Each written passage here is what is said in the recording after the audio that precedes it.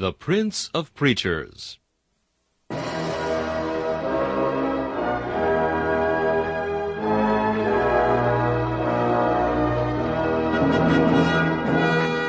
Charles Haddon Spurgeon has been called England's greatest contribution to the spread of the gospel in the 19th century. One of his contemporaries said that the chief secret of Spurgeon's attractiveness was the fact that, in every sermon, no matter what the text or the occasion, he explained the way of salvation in simple terms. Spurgeon's messages remain one of the great treasure houses of Christian literature, still bringing the light of the gospel and the comfort of the Scriptures to hungry souls long after the preacher has passed into glory. This is Charles Kelsch inviting you to listen to a message from the Prince of Preachers.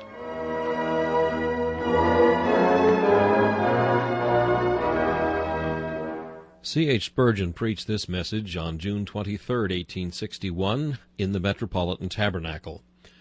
It is entitled, Fire, Fire, Fire. The text is found in Isaiah chapter 43 and verse 2. When thou walkest through the fire, thou shalt not be burned, neither shall the flame kindle upon thee. Before we explain the metaphor of the text, it may be well for us to remark that we are not sufficiently grateful, I fear, for the preservation which God affords to us from fire. To be startled at the dead of night with the alarming cry, and to find oneself and children and goods in danger of being immediately consumed, must be no small trial. I have felt myself extreme gratitude to God, that while both on the right hand and on the left the flames have raged, He has been pleased to spare to us this temple of our solemnities, this place where we delight to worship. And is it not meet that we should each and all render to Him our hearty thanks for sparing our habitations, preserving the roof under which we rest, enabling us to go out and to come in perfect safety? Or, probably, I may be addressing some this morning who have had escapes from the very midst of the fires. Let such not only bless God for preservation in the past, but let them celebrate His goodness in plucking them as brands out of the burning. Let them be extremely grateful to God that while others this day are lying as a black heap of ashes, who but yesterday were living men, we are still in the land of the living, unburned and unsinged. It was at least the hap of many of you during the past week, and again last night, to witness a conflagration of awful grandeur, in which the tongues of flame, mountains of fire, and pillars of smoke made a spectacle to be gazed at with interest, while it produced terrors and apprehensions that could awe the wildest mob into silence. With you and me it is a common mercy to be preserved day by day, and night by night, from the devouring element. Yet when the dreadful catastrophe is within view, when those we know personally or by repute are sufferers, and when at the same time we look on with a sense of our own present security, then surely we ought to give more than a common expression of gratitude to God for mercies that at other times we are too apt to pass over unheeded, as but the effects of a common providence. Never was a truer sentence uttered than when one said, "These mercies are not valued until they are lost, and these preservations are not esteemed until they are withdrawn." Let us thank God while we have the mercies, lest He be provoked by our ingratitude, and take forth His rod and scourge us. Then indeed might we cry out under the smart, and wish and desire that we had our mercies back again. Thus much I could not in my conscience withhold, at a time when there are judgments around us enough to make us tremble, and mercies enough in the little circles of home to make us exceedingly grateful. Let us now take the text in its real signification. Of course, the walking through the fire here is put for the severest form of trouble. You have, in the commencement of the verse, trouble described as passing through the water. This represents the overwhelming influence of trial in which the soul is sometimes so covered that it becomes like a man sinking in the waves. When thou goest through the rivers, those mountain torrents which with terrific force are often sufficient to carry a man away. This expresses the force of trouble, the power with which it sometimes lifts a man from the foothold of his stability and carries him before it. When thou passest through the rivers, they shall not overflow thee. But going through the fire expresses not so much the overwhelming character and the upsetting power of trouble as the actual consuming and destructive power of trouble and temptation. The metaphor is more vivid, not to say more terrific, than that which is employed in the first sentence, and yet, vivid and awful though it be, it is certainly not too strong a figure to be used as the emblem of the tribulations, temptations, and afflictions through which the church and people of God have been called to pass. We may appraise the richness of the promise in proportion to the astounding character of the metaphor, and we ought to value the privilege which it confers in the precise ratio of the dreadful character of the danger against which it preserves us. When thou walkest through the fire, thou shalt not be burned, neither shall the flame kindle upon thee. We shall talk of three things this morning, as the Holy Ghost may enable us. First of all, a terrible pathway, walking through the fire. Secondly, an awful danger, the danger of being burned and utterly consumed. And thirdly, a double insurance, thou shalt not be burned, neither shall the fire kindle upon thee. First, then, let us speak a little upon this terrible pathway. The sacramental hosts of God's elect has never had an easy road along which to journey. I see the fields on fire, the prairie is in a blaze, the very heavens are like a furnace, and the clouds seem rather to be made of fire than water. Across that prairie lies the pathway to heaven. Beneath that blazing sky, the whole church of God must make its perpetual journey. It started at the first in fire, and its very glory at the last shall take place in the midst of the fiery passing away of all things. When first there was a church of God on earth, in the person of Abel, it was persecuted. Cain lifted up his cruel club to slay his brother. And when the children of Seth were the representatives of God's chosen, they were without doubt the subject of the jeer and jibe of the descendants of Cain. Noah, the preacher of righteousness, endured during his 120 years the hardness of heart and carelessness of an unthinking world. He and his family, who were the remnant of the church in the latter part of those days, were constantly exposed to the laughter and persecution of men. When God had destroyed the earth with water, and the whole race of man was contained within the ark, you would think that then, certainly, the church within the ark would be secure from molestation. But no. We find Ham ready to detect the failings of his parents, and no doubt a ringleader of everything that was vile and vicious, just as we have reason to hope that some of his brethren adhered to the most true God. From that day forward, whether you read through the life of Abraham or Isaac or Jacob, it still stands true. He that is born after the flesh persecuteth him that is born after the Spirit. Whether we refer you to the history of Israel by the side of the brick kilns of Egypt, or to the host of God constantly beset by the marauders of the Amalekites, you find it still to be true that through much tribulation the people of God must wade their way to Canaan. And if you look further on in history, between David and Saul, between Hezekiah and Sennacherib, between the faithful followers of God after the captivity who would rebuild the temple, and Sanballat the Horonite, between the Maccabees and Antiochus Epiphanes, there must always be perceived a deadly feud, to let it be seen that the world must hate God's people, and must harass them, and seek to hunt them out, while they, on the other hand, must steadily pursue their onward march through the midst of billows of fire, till they come at last to their eternal rest. Find me the abode of the church of God, and I can smell the furnace not far off.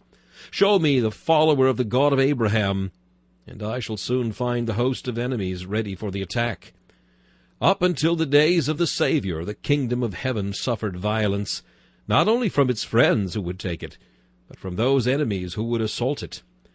From the blood of Abel down to the blood of Zacharias the son of Barachias, The pathway of the church hath been a blood-besprinkled one. Since that day, what tongue can tell of the sufferings of the people of God?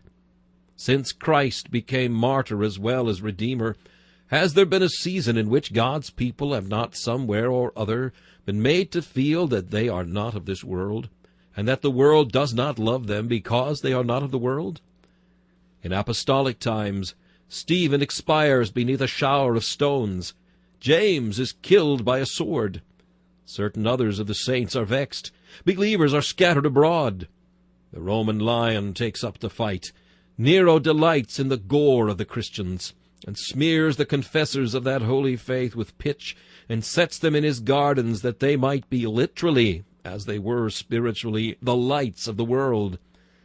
Let the catacombs of Rome witness to their sorrowful lives, and let the Capitol witness to their terrible deaths. Let the old dungeons, some of which still remain, testify to the places where they wore out their dreary lives, and let the blood-stained Campus Martius still show where they cheerfully surrendered those lives for Christ. Oh, if the lands could speak, if the earth could vomit forth her blood, what stories could still be told of the way they were slain? Some of them were tortured, others sawn asunder, some stoned, and others burnt to death, though of them the world was not worthy. All the Roman emperors, with but few exceptions, were persecutors, and the Christian emperors were as bad as the pagan, for the Christian emperors were not Christians, nor were they members, as I believe, of a Christian church. The Christian church, and especially that church of which we are still members, which has never defiled its garments, but which, never having had any alliance with the Church of Rome, has never needed to be reformed. That church, under its different names, Paulicians, Novatians, Albigenses, Lollards, Wycliffites, Anabaptists, Baptists, has always suffered.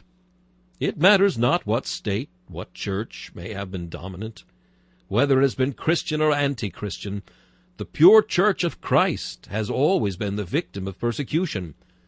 And though she has persecuted never, but has always maintained inviolate disunion from the state, and an utter hatred of all laws which would bind the conscience of man, yet has she been especially destitute, afflicted, tormented, and if she hath today a little breathing time, perhaps it is rather owing to the timidity which has made us keep back our sentiments, than to any charity toward ourselves. Find the Church of Christ wherever you will, and you shall find her scorned and despised of men. Find her in Scotland, and her Covenanters have to hide themselves in the midst of the mountain, and read the word of God by the lightning flash, to escape from the dragoons of Claverhouse. Find her in England, and where was she? Not in the cathedrals of her cities, but in the dungeons of her rural towns, like Bedford with John Bunyan. Not among the great and noble, who were the persecutors, but among the poor and conscientious, who were the persecuted. If you want to find the drunkards and sinners of the worst dye, said one of our preachers at or before Cromwell's time, you can find them in church and state. But if you wish to find the men who are holy and who serve God, you must look into the felons' dungeons for them, for that is where they have been cast by the powers that be. Everywhere from the first day until now, it is not respectable to be a follower of Christ. If we follow Christ fully and faithfully before God, it is not equitable and praiseworthy before men. To take up his cross and to perform the ceremonies which he ordains, man hates. To adhere to truths which never were and never can be palatable to the carnal mind of man is and ever has been to excite animosity. The pathway of the church, then, has been one of fire and flame. As it has been so with the church, we may suspect there is some reason for it, and that reason has to be found in the great fact that the church is in an enemy's country. She is not among her friends. She is a pilgrim and a stranger upon the earth. She is a bird that has lost her place, and all the birds round about her are against her, because she is a speckled one, and belongs not to the common flock. If we were of the world would love its own. But because, said Christ, ye are not of the world, but I have chosen you out of the world, therefore the world hateth you. Ye know, said he, it hated me before it hated you. True Christians are aliens, foreigners, men that speak another speech, men who are actuated by different motives, men who live for different ends, who are governed by different maxims from the rest of the men of this world. Therefore it is that their pathway must be one of trial and opposition. All things the Christian teaches are so dead against the pleasures of the worldling and his gain that it is no wonder he opposes us. Men hate the gospel because the gospel does not like them. That church is never true to her Christ, nor true to herself, which does not draw upon herself the hatred of ungodly men by a faithful testimony against their sins. It hath fared well with the church when she hath been persecuted, and her pathway has been through fire. Her feet are shod with iron and brass. She ought not to tread on paths strewn with flowers. It is her proper place to suffer. Christ redeemed the world with agonies, and the church must teach the world by the example of her anguish. First of all, the blood of Christ was shed meritoriously, and afterwards the blood of his church is shed testimonially, to win the world by suffering. When you hear of the massacre of Christians in Madagascar, weep for their death, but do not be utterly cast down. This is a good work. This is the way the church grows. There is no loss in the army of Christ when the best preachers fall and the mightiest evangelists are put to death. They are not lost. The blood is well shed and gloriously well spent. It is buying victory. It is procuring crowns for Jesus Christ. It is, after all, accomplishing higher results by dying than could have been effected by doing. It is under the heaviest fire of artillery that the loyal, the brave, and the true do the most daring feats of prowess. When one hero falls, from his ashes other heroes arise. The post of danger is the post of honor. Therefore fresh aspirants will be found ready to lead the brigade. Moreover, my friends, if the path of fire be always a path of terror, it is often a path of progress. Melancholy as it is to mark the ruins of a conflagration while the dying embers smolder, how often you must have observed more majestic edifices raised to replace the structures that have been consumed. Thus, fearful disasters are made to stimulate industry and nourish enterprise. No doubt the sufferings of the church, and the fact that she has to pass through the fire, must be ascribed to the great truth that thus her God is glorified. Brethren, you and I do not glorify God much, for we have had very little to suffer. The blood-red crown of martyrdom is such an object of ambition, or it should be, to the believer, that he might almost regret that it is not in his power to coin it. What do we suffer? Somebody slanders our character. What is that? Somebody abuses us in the newspaper. What is that? We are accused of one crime and another. What can it signify to a man who knows his conscience is right in the sight of God? What does he care if all the babbling tongues of all the liars in earth and hell should be let loose against him? He can bear all that and endure it quietly. It is nothing.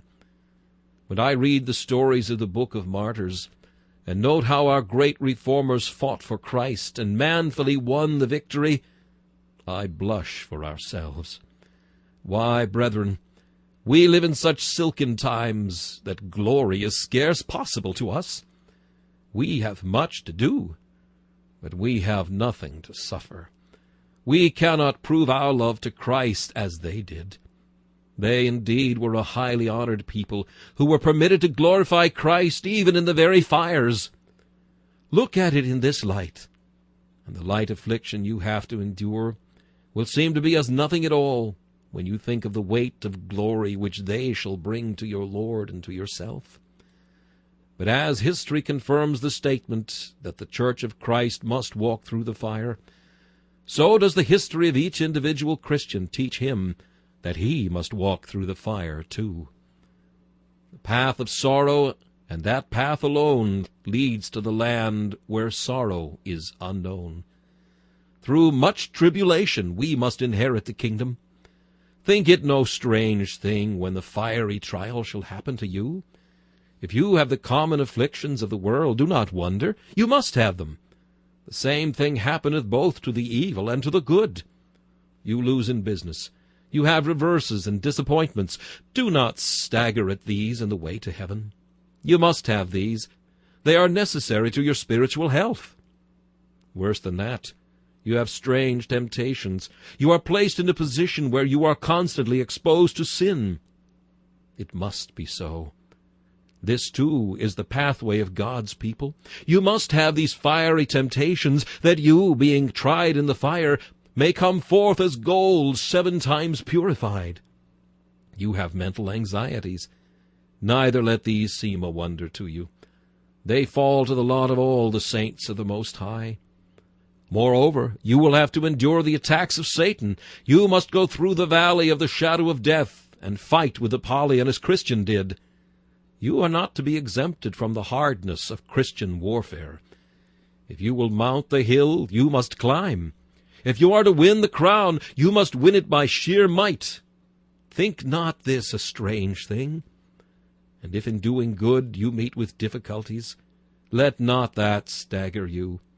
It is but right and natural. I tell you again, if there be any pathway in which there be not fire, tremble. But if your lot be hard, thank God for it.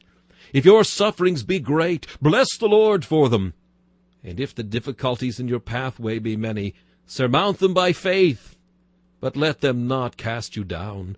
Be of good courage, and wait on the Lord, setting this constantly in your minds, that he has not promised to keep you from trouble, but to preserve you in it. It is not written, I will save thee from the fire, but I will save thee in the fire. Not I will quench the coals, but they shall not burn thee. Not I will put out the furnace, but the flames shall not kindle upon thee. Write it down, and expect it to come true, that in this world thou shalt have tribulation. Only follow thy glorious leader, be it through flood or flame. We will now turn to our second point. There is an awful danger. The promise of the text is based on a prophecy that follows it. As I glance my eye down the chapter, I see that it tells us how God taught his people by terrible things in the past, and how he hath terrible lessons to teach them in the future. If the judgments of Egypt and of Ethiopia and Seba are behind us, we have startling destinies that rise up to view before us. There is a people to be gathered in, and we are to be the agents in gathering them. Fear not, saith the Lord, though thou walkest through the fire in fulfilling my mission. God speaks to the north, give up, and to the south, keep not back. Bring my sons from far, and my daughters from the ends of the earth. But the manner of Egypt is repeated again. The monarch said, I will not let them go. Jealousy is stirred. The fire burns. The coals thereof have a vehement flame. And they that come forth from the bondage of this world must walk through the fire, even as those that came forth from Egypt had to pass through water. That fire of prophecy is no poetic fiction. It is real fire. It will burn. If it doth not burn the believer, it is not for want of energy. It is because some supernatural restraint is laid on it, or some supernatural protection vouchsafed to the saint. My brethren, the church has had very painful experience that persecution is a fire which does burn. How many ministers of Christ, when the day of tribulation came, forsook their flocks and fled? When King Edward VI was on the throne, there were many who professed to be Protestants and preached justification by faith. When Mary returned, the Vicar of Bray was but a specimen of a great class, his principles being to keep his living. When again Elizabeth was upon the throne, There were plenty who found it to be profitable to profess the Reformed faith. But when acts of conformity were passed afterwards, by which those who had hitherto used a Christian freedom in the Church of England were driven out, there were some who said they did not love prelacy, but hated it, while others, who had heretofore professed the old puritanical doctrines, finding that their livings were to be lost thereby, held fast to this world, and let the things of the next world shift for themselves. Too many have forsaken the church, as Demas forsook Paul. Their piety would not stand the fire. Oh, they could walk with Christ in silvery slippers, but they could not go barefoot. They had no objection whatever to accompany him to his throne, but they had some slight difficulties about going with him to his cross. They would not mind bearing the weight of his glory, but the weight of the cross of tribulation was much too great for their constitutions. Persecution is a fire which does burn. Again, I see iniquity raging on every side. Its flames are fanned by every wind of fashion. Fresh victims are being constantly drawn in. It spreads to every class.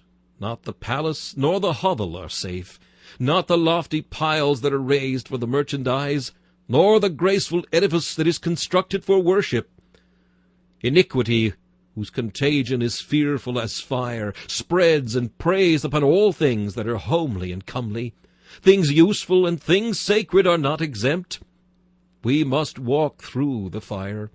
We who are God's witnesses must stand in its very midst to pour the streams of living water upon the burning fuel, and if not able to quench it, at least we must strive to prevent its spread. There are young men whose youthful lusts, inflammable as they are, have not yet ignited. They are in imminent danger. Fire, fire, we may well cry. We may give the alarm this morning to you, young man, who are in the midst of ribald companions. I may cry fire to you who are compelled to live in a house where you are perpetually tempted to evil. I may cry fire to you who are marked each day and have to bear the sneer of the ungodly. Fire to you who are losing your property and suffering in the flesh, for many have perished thereby. Oh, may God grant you never may. I see today before my mind's eyes the blackened skeletons of hundreds of fair professions.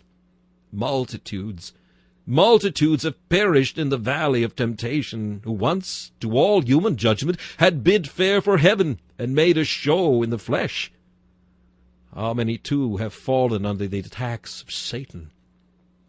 This is a fire that does burn. Many a man has said, I will be a pilgrim, but he has met Apollyon on the road, and he has turned back. Many a man has put on the harness, but he has given up the battle soon, put his hand to the plough, and looked back. There are more pillars of salt than one. If Lot's wife were a solitary specimen, it were well. But there have been tens of thousands who, like her, have looked back to the plains of Sodom, and like her as they are in their spirit, have stood forever what they were, lost souls. We ought not to look upon our dangers with contempt. They are dangers. They are trials. We ought to look upon our temptations as fires. Oh, they are fires. If you think they are not fires, you're mistaken. If you enter then in your own strength, saying, oh, I could bear them, you will find that they are real fires, which, with forked tongues, shall lick up your blood, consume it in an instant, if you have not some better guard than your own creature power. I will not tarry longer here, because I want to get to the pith and marrow of the promise. Though thou walkest through the fire, thou shalt not be burned, neither shall the flame kindle upon thee. Here is a double insurance. Dr. Alexander, an eminent and most admirable American commentator, says there appears to be some mistake in the translation here, because he thinks the two sentences are an anticlimax. Thou shalt not be burned, and then follows, neither shall the flame kindle upon thee. It strikes me, however, But in the second clause we have a higher gradation of a climax. Thou shalt not be burned to the destruction of thy life, nor even scorched to give thee that most superficial injury, for the flames shall not kindle upon thee. Just as when the 3 holy children came out of the fiery furnace, it is said, upon their bodies the fire had no power, nor was a hair of their head singed, neither were their coats changed, nor had the smell of fire passed on them. So the text seems to me to teach that the Christian church, under all its trials, has not been consumed. But more than that, it has not lost anything by its trials. The Lord's church has never been destroyed yet by her persecutors and her trials. They have thought they crushed her, but she lives still. They had imagined that they had taken away her life, but she sprang up more vigorous than before. I suppose there is not a nation out of which Christ's church has ever been utterly driven. Even Spain, which seemed at last to have accomplished it by the most persevering barbarities, finds still a few believers to be a thorn in the side of her bigotry.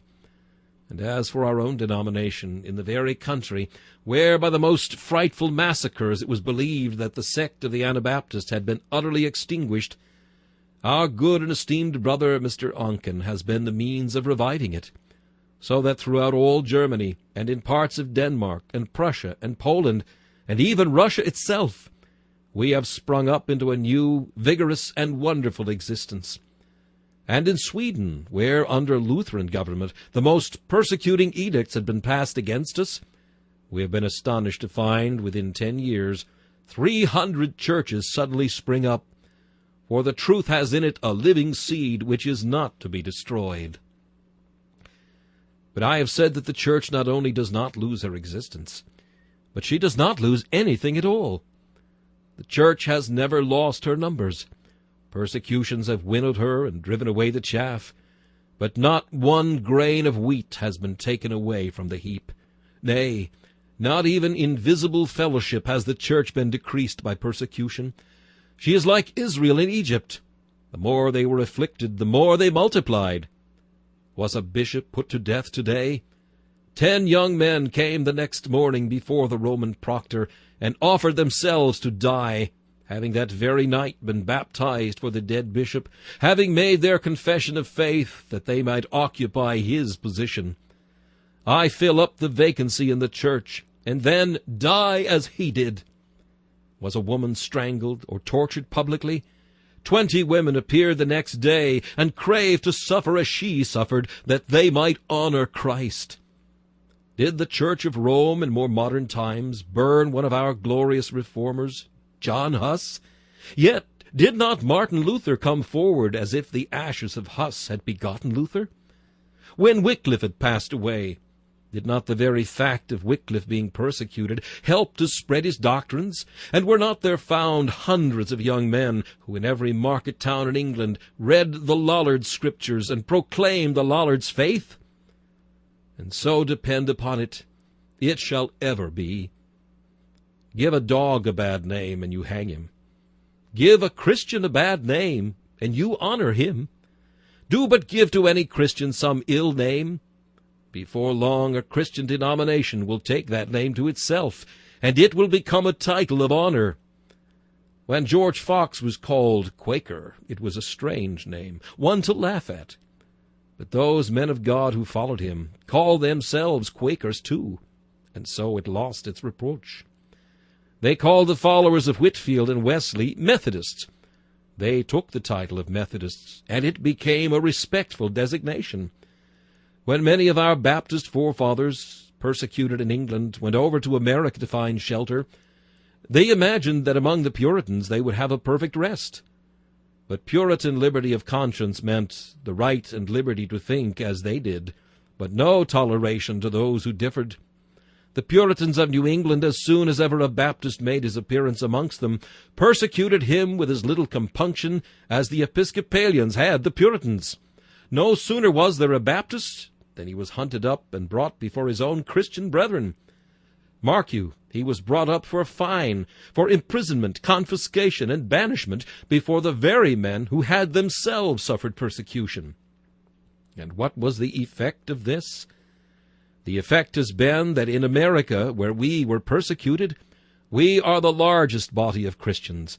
Where the fire burnt most furiously, there the good old Calvinistic doctrine was taught, and the Baptist became the more decidedly a Baptist than anywhere else, with the most purity and the least dross.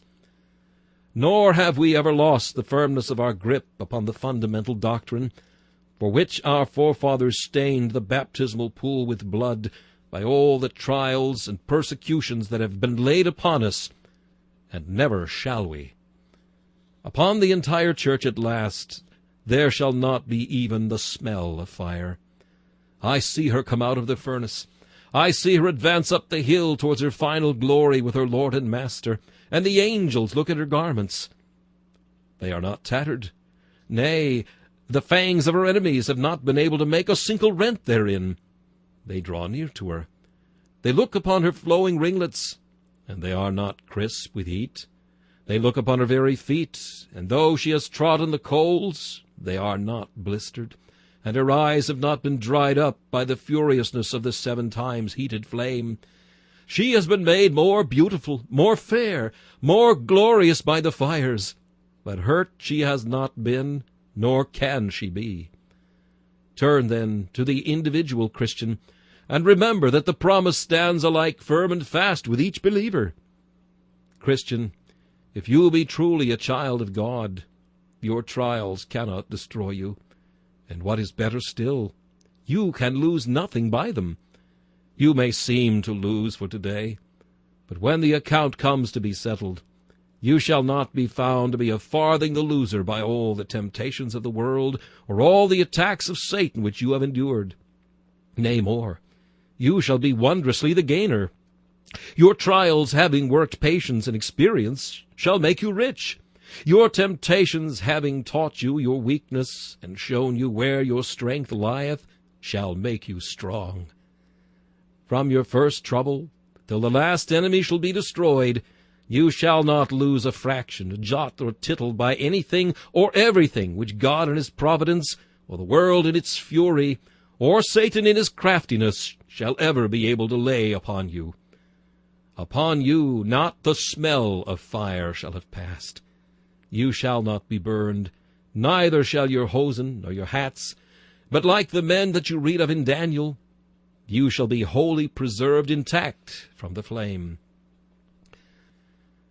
I shall close now, having spoken the general truth, by making some particular applications of this precious promise. There is a brother here who during the last 3 or 4 months has had wave upon wave of affliction. Everything goes against him. He is an upright, honest, indefatigable merchant. Yet let him do what he will, his substance wastes away like snow before the sun. It appears that for every ship of his the wind blows the wrong way, and where others win by the venture, he loses all. He sees each day new straits attend, and wonders when the scene shall end. When I spoke of walking through the fire just now, he said, that is what I have been doing. I have been walking through it these months. To God and my own soul alone is it known how hot the furnace is. Brother, will you take home my text this morning? Perhaps God sent you here not for the sermon, but for the text. Perhaps you strolled here today, not being a regular attendant, on purpose that this text might comfort you. When thou goest through the fire, thou shalt not be burned.